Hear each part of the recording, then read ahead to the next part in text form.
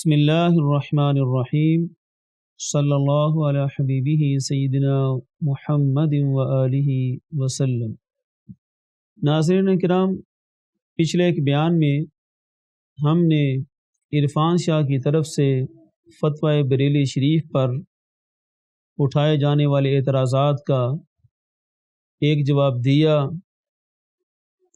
مکتوبات امام ربانی میں عرفان شاہ نے جس قدر خیانت کی ہے، ایسی اہل سنت میں اس خیانت کی مثال نہیں ملتی، اور جس سے یقیناً حضرت مجدد الفسانی رحمۃ اللہ تعالی علیہ کی روح بھی تڑپ چکی ہوگی کہ آپ کی ایک عبارت کو لے کر یہ کہنا کہ غیر نبی کو نبی پر افضل قرار دیا جا سکتا ہے، معاذ اللہ، اہل سنت کے عقیدے سے بہت بڑی بغاوت ہے۔ اس کی ساری تفصیل ہم نے گزشتہ بیان میں بیان کر دی ہے کہ حضرت مجدد الفسانی رحمۃ اللہ تعالی علیہ کا کبھی یہ نظریہ نہیں رہا۔ مثال دے کر آپ نے واضح کیا کہ یہ خصوصیت عند ارباب العقول تو غیر نبی کو حاصل ہو سکتی ہے، جس طرح کہ شہید کو شہید ہونے کی خصوصیت حاصل ہے، لیکن اس کے باوجود کبھی یہ نہیں کہا جا سکتا کہ شہید ایک نبی سے افضل ہو گیا چونکہ وہ شہید ہے اور مرتبہ شہادت میں وہ افضل ہے۔ مجدد صاحب علیہ رحمہ بھی یہی بیان کر رہے تھے کہ جس طرح شہید کو افضل قرار نہیں دیا جا سکتا، اسی طرح خصوصیات کی بنیاد پر غیر نبی کو نبی سے افضل قرار نہیں دیا جا سکتا۔ اصل عقیدہ یہ ہے مجدد الفسانی کا۔ اس لیے یہ چونکہ ڈائریکٹ باب العقائد سے تعلق رکھتی ہے یہ بحث، اور عرفان شاہ کے سامنے اب یہ عقیدہ چونکہ مسلم ہو چکا ہے اور اس کا وہ پرچار شروع کر چکا ہے، اور اس کے پیچھے پوری ایک تحریک ہے، یہ کوئی حادثاتی امر نہیں ہے کہ عرفان شاہ نے اس عقیدے کو بیان کر دیا، یہ اس کے پیچھے ایک عرصہ سے کام ہوتا رہا اہل ترفظ کی طرف سے۔ اب عرفان شاہ پر لازم ہے کہ اس عقیدے کے لیے چند اقوال کا سہارا نہ لے۔ اتنا تو پتہ ہونا چاہیے 50 سال سے تقریریں کرنے والے بندے کو کہ باب العقائد کبھی اقوال سے ثابت نہیں ہوتے، اور وہ اقوال بھی مبہم، لہذا چونکہ یہ ان کا عقیدہ ایک مسلمہ بن چکا ہے اور اس کا وہ پرچار کر رہے ہیں، تو عقیدے کے بیان کے لیے قطعیات کو بیان کریں۔ سب سے پہلے قرآن کی کسی نص سے ثابت کریں، پھر حدیث سے بیان کریں، اجماع امت پیش کریں، 14 صدیوں کے مشائخ کا عقیدہ بیان کریں۔ یہ چیزیں پیش کریں گے تو پھر پتہ چلے گا کہ عرفان شاہ اپنے عقیدے میں کتنا سچا ہے۔ اس لیے چند مبہم اقوال جن کا معنی کچھ اور ہے اور حقیقی معنی وہی ہے مجدد الفسانی کے مکتوب کا جو ہم نے بیان کر دیا، ان کا سہارا لے کر انبیاء کی افضلیت کو مشکوک بنانے کی کوشش مت کرے۔ آج تک عرفان شاہ ثابت کرے کہ اہل سنت کی صفوں میں کبھی اس عقیدے کا پرچار ہوا ہے، اور ہمارا چیلنج ہے عرفان شاہ حلفاً بیان کرے کہ اہل سنت کا کبھی یہ عقیدہ رہا ہے کہ ایک غیر نبی سے بعض جزوی خصائص کے بنیاد پر افضل قرار دیا جا سکتا ہے۔ اتنا اندازہ اس کو بھی ہوگا جس نے اہل سنت کے سٹیج پر 50 سال تقریریں کی ہیں، وہ اب ثابت کرے۔ اس لیے ہم کہتے ہیں کہ یہ روافض کا گھڑا ہوا عقیدہ ہے اور انہوں نے اس بندے کو ہائر کیا ہوا ہے۔ اصل اس عقیدے کے پیچھے واردات کیا ہے؟ ایک عرصہ سے ہم بیان کرتے آئے ہیں کہ بڑے ایسے روافض کے عقائد ہیں جن کو یہ نئے لفظوں کے ساتھ ایک اپنی تعبیر کے ساتھ اہل سنت میں نافذ کرنا چاہتے ہیں۔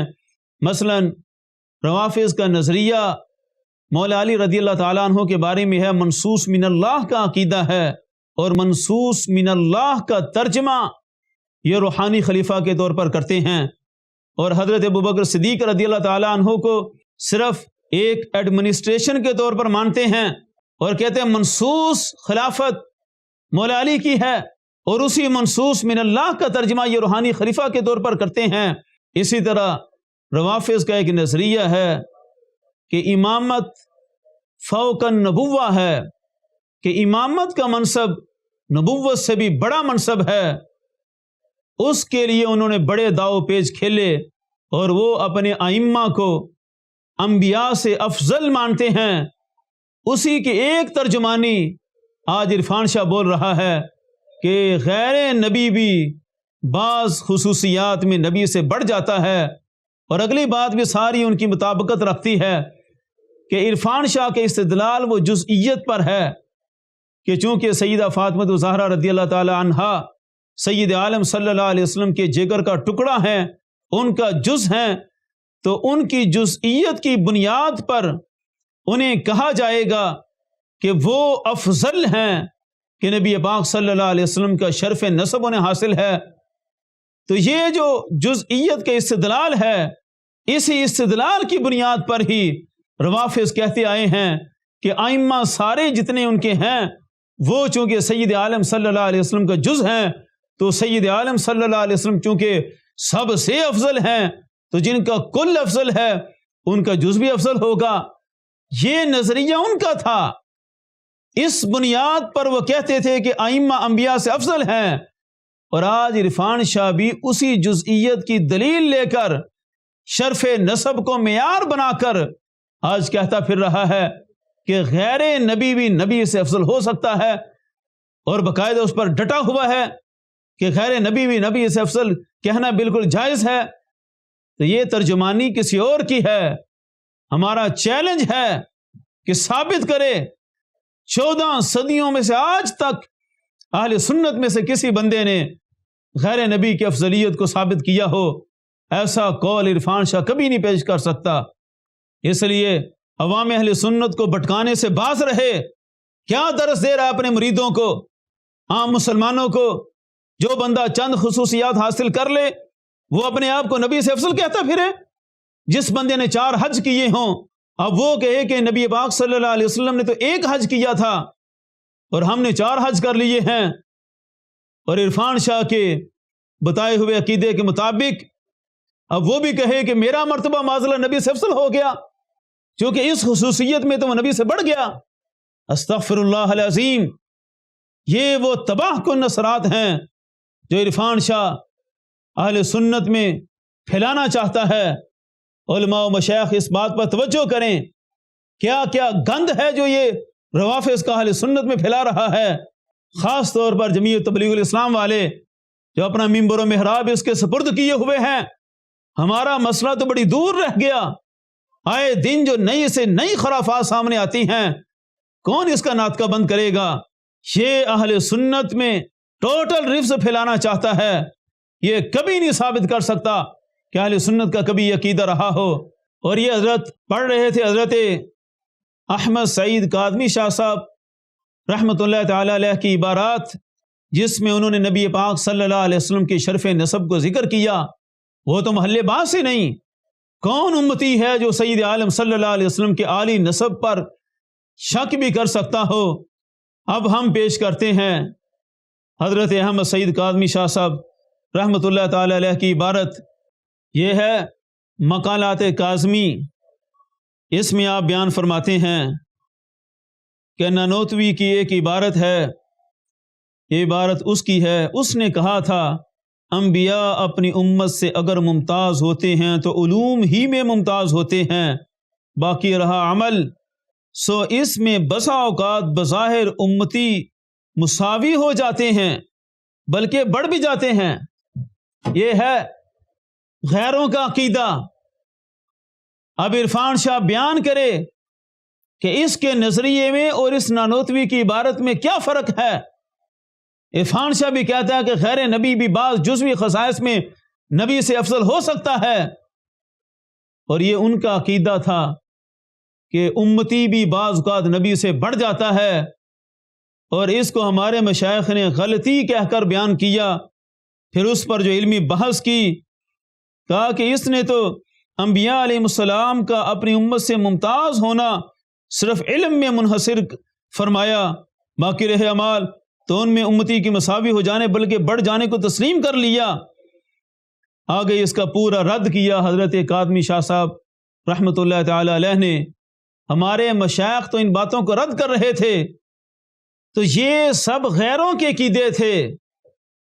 کاظمی شاہ صاحب ان عقائد کو رد کر رہے تھے، اس لیے عرفان شاہ کا کوئی حق نہیں بنتا کہ وہ قبلہ غزالی زمان حضرت احمد سعید کاظمی شاہ صاحب رحمۃ اللہ تعالی علیہ کی عبارت پڑھ کر اپنے اس غلط نظریے کو ثابت کرے۔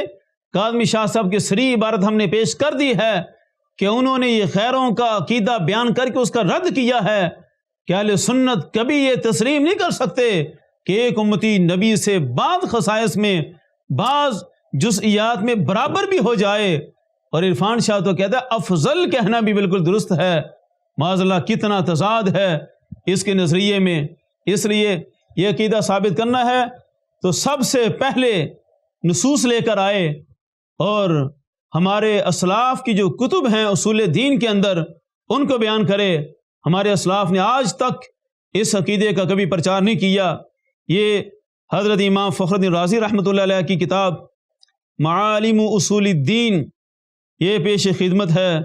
حضرت امام فخر الدین رازی رحمۃ اللہ علیہ نے کیا عقیدہ پیش کیا؟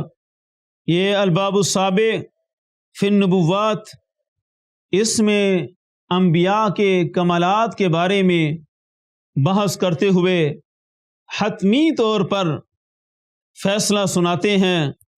فرماتے ہیں اہل سنت کا عقیدہ یہ ہے لأن بحثنا عن معنى النبوة فعلمنا ان معناه انه شخص بلغ في الكمال في القوة النظرية والعملية، کہ تمام مراتب میں اللہ کا نبی کوئی بھی نبی ہو وہ مرتبہ کمال تک پہنچے ہوتے ہیں، اور قوت عملی ہوں یا قوت نظری کے معاملات ہوں، ہر لحاظ سے انبیاء کا معاملہ سب سے برتر ہوتا ہے۔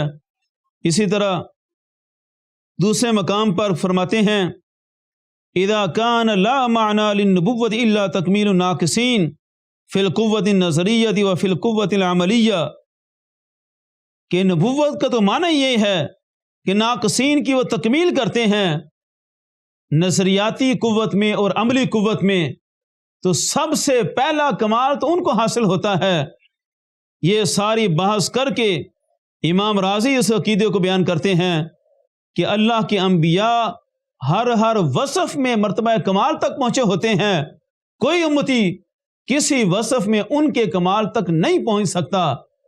یہ عرفان شاہ کا ہی نظریہ ہے کہ جس کو اس نے روافض سے اخذ کر کے اہل سنت میں پھیلانے کی کوشش کی۔ اسی طرح یہ دوسری کتاب حاضر ہے ابکار الافکار فی اصول الدین، امام آمدی کی کتاب صاحب غایت المرام، وہ اس مسئلے کو بڑی صراحت کے ساتھ بیان فرماتے ہیں۔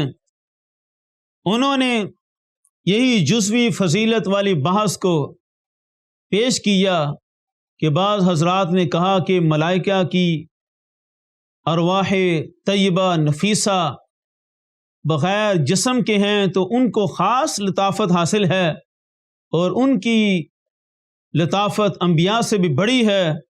اس کو بیان کرتے ہوئے ان کا رد کرتے ہوئے فرماتے ہیں غایتہ الدلالۃ علی الفضیلہ ولیس فیہ ما یدل علی الافضلیہ، یہ ہے فضیلت اور افضلیت کا فرق۔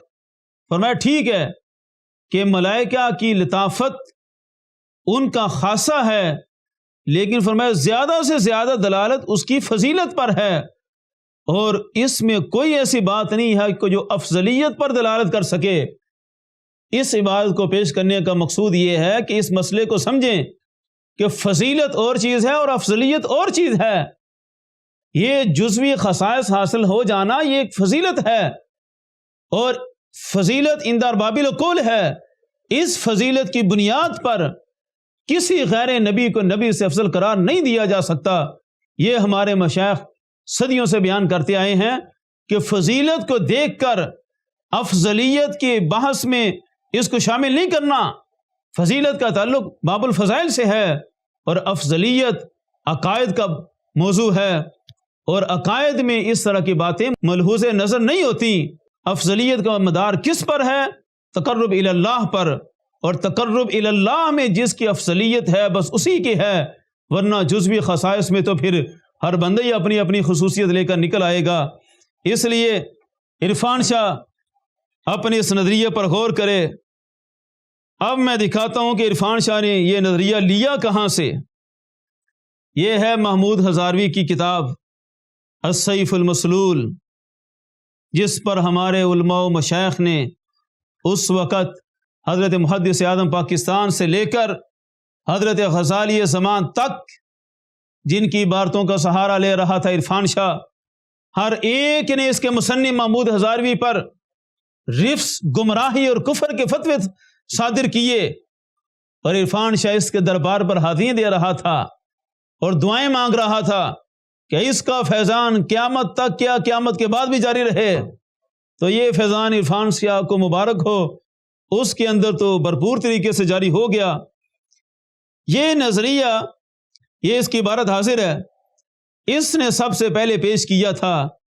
اس نے یہ لکھا وَعْلَمْ أَنَّ أَفْضَلِيَّةَ الْخُلَفَاءِ، یہ افضلیت میں پڑھ رہا ہوں، یہ حضرت صاحب نے انا کے بعد بھی مرفوع لکھا ہے، افضلیت الخلفاء، اور حضرت صاحب مجدد بھی کہلاتے تھے اور حروف مشبہ بالفعل کا اسم ہی نہیں پتا۔ یہ لکھتا ہے کہ خلفاء اربعہ کی جو افضلیت ہے مخصوصۃ بما عدا بنی فاطمہ، کہ وہ بھی اولاد بنی فاطمہ کے بعد کے ساتھ خاص ہے۔ یہ جو ہماری ترتیب ہے افضلیت کی، افضل الخلق بعد الرسل حضرت صدیق اکبر رضی اللہ تعالیٰ عنہ، پھر حضرت عمر، حضرت عثمان، حضرت مولا علی، یہ ایک ایسا بھی بندہ گزرا کہ جو کہتا تھا یہ ترتیب اولاد سیدہ فاطمہ الزہرا رضی اللہ تعالیٰ عنہ کے بعد کی ہے، اور اولاد میں صرف حسنین کریمین کو شامل نہیں کرتا، بلکہ کہتا آج کا جتنا بھی سادات کا خاندان ہے، شرق و غرب میں کوئی بھی سید ہے، اس کے بارے میں بھی عقیدہ رکھتا تھا کہ وہ بھی صدیق اکبر سے افضل ہے معاذ اللہ، اور در حقیقت یہ اپنے آپ کو ثابت کرتا تھا، چونکہ میں سید ہوں لہذا اپنے آپ کو کہتا تھا کہ ہم بھی صدیق اکبر سے افضل ہیں۔ استغفر اللہ، اتنا غلوف تو رافضیوں نے نہ کیا، اور یہ ہمارے مشائخ نے لکھا کہ وہ تو مولا علی کی افضلیت کے قائل تھے، اور یہ ایسا نالائق آیا کہتا مولا علی بھی بعد میں ہیں، اور یہ حضرت صاحب آپ خود سب سے پہلے ہیں۔ استدلال کیا ہے کہ ہم جز ہیں، سادات سارے خون رسول کا جز ہے، وہی استدلال جو عرفان شاہ کا ہے کہ جزئیت کی بنیاد پر افضل کہا جائے گا انبیاء سے۔ اب آگے اس کو بھی نہیں پتا یا پتا ہے اور ابھی ماحول سے ڈرتے ہوئے بیان کرتے ہوئے شرماتا تھا، اور اس کے خلیفہ عرفان شاہ نے بیان کرنا شروع کر دیا کہ جس بنیاد پر اس نے افضلیت کا مدار رکھا، جزئیت کی بنیاد پر افضلیت، وہ تو پھر انبیاء کو بھی شامل ہے، وہ تو پھر خلفۂ اربعہ کے ساتھ خاص نہیں رہے گی۔ بیان یہ کر رہا ہے کہ نبی پاک صلی اللہ علیہ وسلم کا کنبہ اور آج تک کی ساری اولاد خلفۂ اربعہ سے اس وجہ سے افضل ہے کہ وہ رسول کریم صلی اللہ علیہ وسلم کا جزو ہیں، حضور کا خون ہیں۔ اب حضور چونکہ خلفۂ اربعہ سے افضل ہیں، اس لیے ساری اولاد بھی افضل ہے۔ اگر حضور خلفاء سے افضل ہیں تو حضور صلی اللہ علیہ وسلم تو انبیاء سے بھی افضل ہیں، پھر خلفاء کی کیا تخصیص رہے گی؟ یہ تھا نظریہ محمود ہزاروی کا۔ وہ اپنے زمانے میں گند پھیلا پھیلا کر مر گیا، اب اس کے دربار سے جبہ خلافت لے کر عرفان شاہ میدان میں آ گیا، اس نے اگلی باتیں شروع کر دیں۔ اس نے تو صحابہ تک کہا تھا کہ سارے صحابہ اور خلفۂ اربعہ سارے بعد میں، سب سے پہلے آج کا سید ہے، اور آج عرفان شاہ آ گیا میدان میں کہ انبیاء کی افضلیت بھی بعد میں ہے، سب سے پہلے عرفان شاہ ہے۔ مراد بھی یہی ہوگا کہ جزوی افضلیت تو پھر عرفان شاہ کو بھی حاصل ہے۔ شرف نسب پر جو یہ دلیلیں دے رہا تھا، یہ ساری گراؤنڈ بنانے کی تیاری ہے کہ ایک ماحول بن جائے اور پھر ہم کہیں کہ ہم چونکہ ویسے ہی افضل ہیں، ہمیں کیا ضرورت ہے نمازیں پڑھنے کی، حج عمرے کرنے کی، ہم پیدا ہی جو ہیں وہ برہمنوں کی طرح سارے جہاں سے افضل ہوئے ہیں۔ یہ خطرناک ترین سازش ہے عرفان شاہ کی، جو یہ مسلک کو اور دین کو بگاڑنا چاہتا ہے اس لیے ہم نے حوالہ پیش کر دیا. یہ 1-2 حاضریوں کا کمال ہے کہ عرفان شاہ یہ بولی بولنے لگا، 2-4 دفعہ اور جائے سارا کچھ گند نکل آئے گا باہر. اور آخر میں فتاوی رضویہ کے ساتھ جو عرفان شاہ نے خیانت کی ہے وہ بھی ذرا بیان کر دیں. عرفان شاہ نے بڑے وثوق سے نام لیا اور دکھا دکھا کر کہا یہ ہے فتاوی رضویہ، جلد نمبر 19 صفحہ نمبر 26. تو 26 تو نہیں، یہ 27 ہے. عرفان شاہ کو صفحہ بھی دے کر بھول گیا. اس میں عرفان شاہ نے یہ حدیث پڑھی کہ نبی پاک صلی اللہ علیہ وسلم کا فرمان ہے اعطیت فی علی 5 خصال، کہ مجھے علی میں 5 خصلتیں دی گئیں کہ جو مجھ سے پہلے کسی نبی کو نہیں دی گئیں. اعلیٰ حضرت نے اتنی ہی ذکر کی ہے اور اس کو ہم بار بار بیان کرتے آئے ہیں کہ یہ خصوصیات عند ارباب العقول ہیں، یہ خصوصیات مدار افضلیت نہیں ہیں. یہ خصوصیت ذکر کر کے آگے عرفان شاہ نے جملے جو بولے ہیں، اول تو وہ حدیث کا حصہ اعلیٰ حضرت نے نقل ہی نہیں کیا جس کو عرفان شاہ نے کہا کہ اعلیٰ حضرت نے اتنا نقل کیا باقی میں بیان کرتا ہوں، اور بعد میں پھر کہا کہ یہ ہے صفحہ نمبر 26 پڑھو اعلیٰ حضرت کو. اعلیٰ حضرت نے بھی یہی بیان کیا، یعنی تاثر پورا دیا کہ اعلیٰ حضرت نے یہی بیان کیا. ان میں سے ایک یہ بیان کیا کہ قیامت کے دن لوائے حمد کا جھنڈا مولا علی کے ہاتھ میں ہوگا. اب یہ بھی بعض طرق میں ہے اور اعلیٰ حضرت نے یہ حصہ نقل نہیں فرمایا. جن طرق میں ہے ان پر جو کلام ہے وہ محدثین کا ایک موضوع ہے اور اس پر جو بحث ہے وہ الگ بحث ہے.